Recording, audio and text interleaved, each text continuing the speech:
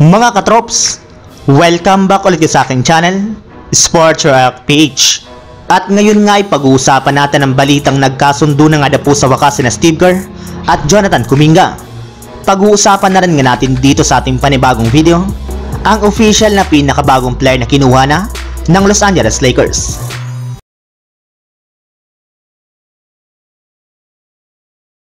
Naibalita ko na nga po sa inyo noong nakarang araw na nagkaroon nga po ng bagong drama sa loob ng koponan ng Golden State Warriors matapos magreklamo si Jonathan Kuminga sa kanyang head coach na si Steve Kerr patungkol sa kanyang nakukuhang limitadong playing time sa kanilang koponan. Ika nga'y hindi nga daw po siya nito binibigyan ng oportunidad na maabot ang kanyang tunay na potensyal sa loob ng court. Ngunit sa kabutiang palad naman nga po mga katrops ay hindi rin naman nga po nagtagal at naayos na naman nga po ito agad ng kanilang koponan. Sa katunayan, pagkatapos nga po na makabawi at may panalo ng Warriors ang pangalawang game ng kanilang back-to-back laban sa Pistons sa score na 113-109, ay inamin na nga po mismo ni Jonathan Kuminga na nagkaayos na nga po silang dalawa ni Coach Steve Kerr matapos sila magkausap sa kanilang locker room. Wala na rin naman nga daw po siyang problema sa kanyang playing time since nakakuha lang naman nga po siya ng 36 minutes sa kanilang game laban sa Detroit Pistons. Samantala, punta naman tayo sa ating sunod na pag-uusapan sa balitang official na pinakabagong player na kinuha na ng Los Angeles Lakers.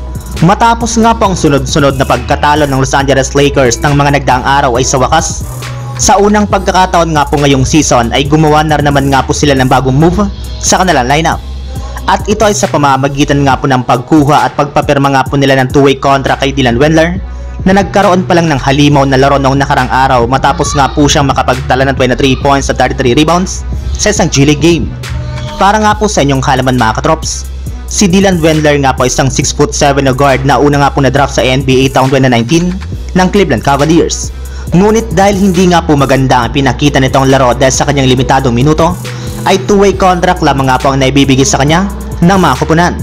At mostly ay nakakapaglaro lamang nga po siya sa G-League, kung saan nag-average nga po siya dito ngayong season sa G-League team ng Knicks ng 13.8 points, 8.8 rebounds, at 2.7 assists sa kanyang 28.9 minutes sa loob ng 13 games. At ang maganda pa dyan mga katrops, ay napakalaki nga po ng potensyal nito sa loob ng court basta't mabigyan lamang nga po siya ng sapat na playing time ni Coach Darvin Ham. Kaya kailangan nga po talaga ng Lakers na bigyan ng daan si Windler upang maipakita nga po niya ang kanyang tunay na laro sa kanilang koponan. So yun lang mga katrops, ang handog kong story ngayong araw. Sana nag-enjoy kayo, please like and subscribe my YouTube channel, Sports React PH, para sa iba pang story at update patungkol sa NBA. Kita-kits muli sa ating susunod na video.